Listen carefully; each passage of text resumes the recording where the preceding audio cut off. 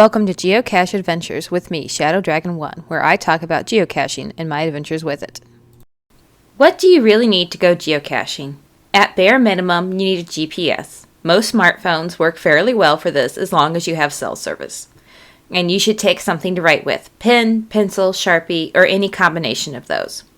So you have your GPS and you have your writing instrument and you're ready to go, and this is a great way to get started. But once you've been caching for a while, you may find you prefer to take more with you. Maybe you just want to keep swag on hand to swap out, or you read a cache description that told you to bring your own tweezers. You start keeping these things in a bag of some kind, so it's all in one place when you're ready to go out caching, and all of a sudden, your geocaching kit is born. Many cachers have a kit they take with them geocaching. Sometimes it is as simple as pins and swag, and that's it, but sometimes it's more. What you keep in your kit may depend on the types of caches you like to visit or who you go caching with. You may do a lot of urban caching with kids, and your kit is a bag or cooler that you keep drinks and snacks in along with your pin and swag.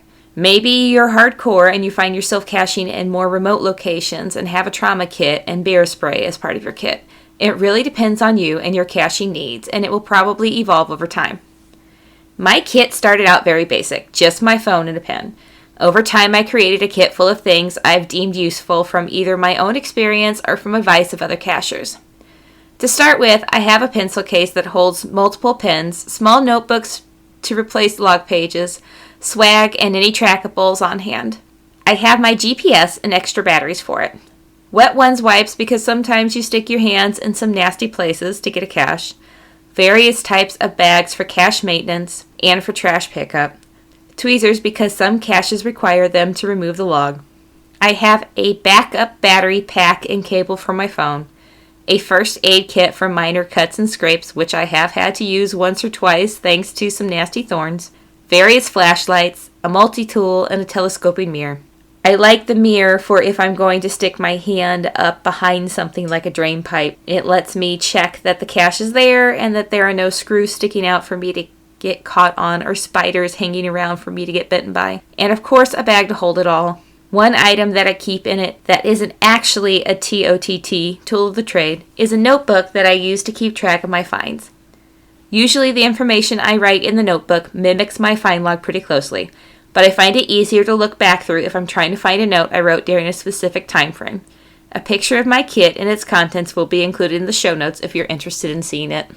I reached out on social media to ask geocachers what their favorite TOTT is. There were a lot of great responses from all the groups I posted the question to. While all the responses are appreciated, there were over 100 responses, so instead of trying to share them all, I have chosen a handful of them to share with you. Angel Weiss said, "My mom, not only is she brave enough to go places I fear, she has the mind of a genius to figure out what we need in order to find the cache before we get to it." Chris Whitmore Vortex Echo wrote, "I like dark places," and posted a picture of an assorted pile of flashlights. Chris has given me permission to use his photo, and you can see his impressive pile of flashlights in the show notes. Jennifer Hutchinson Bishop posted, "Tie between 20-foot extendable pool net pole and our drop-down fire escape ladder." Lonnie Williams wrote, "Walking stick can be used to check holds before placing your hand inside. Also extra reach for the cache just out of your reach." Kimberly Miller said, "I have this little thing that looks like a bison tube. Inside it has a small stick with a slit in it for rolling logs really tightly. This has come in handy for so many micros. I've been able to use it as tweezers too when I can't find mine." Kimberly has given me permission to use her picture, and you can find it in the show notes. There were also several people who listed the same favorite TOTT. Some of those responses were tweezers, pins, Leatherman multi-tool, Swiss Army knife.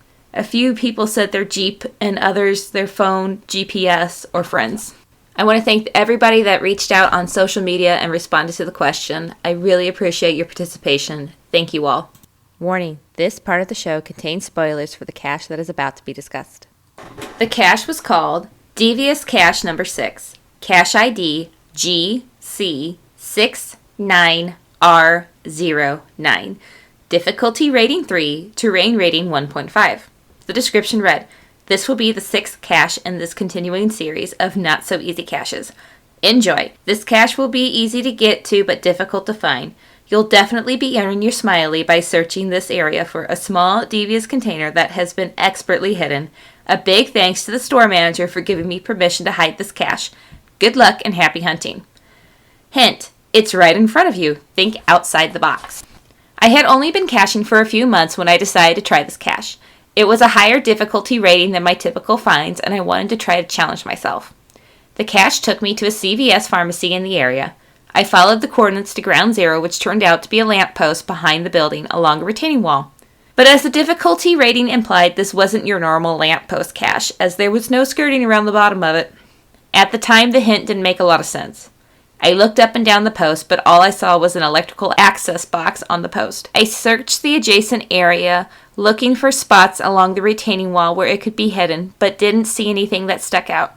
I kept looking through old find logs, trying to find something helpful. While I was scrolling through the find logs on my phone, I leaned against the post and bumped into the electrical access box and knocked it off. I picked it up and found the typical pill bottle often used in my area at lamppost caches. I signed the log and replaced the pill bottle and the magnetic electrical access box back on the post. The access box matched the color of the post perfectly and looked like it belonged there. It was well hidden, right in plain sight. That was when the hint made sense.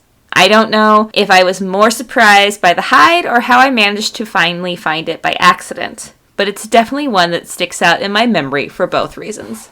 You have been listening to Geocache Adventures with me, Shadow Dragon 1. Feel free to reach out to me on my geocaching profile page, Shadow Dragon 1, or at geocacheadventures.org. I hope you've enjoyed this episode, and thank you for listening.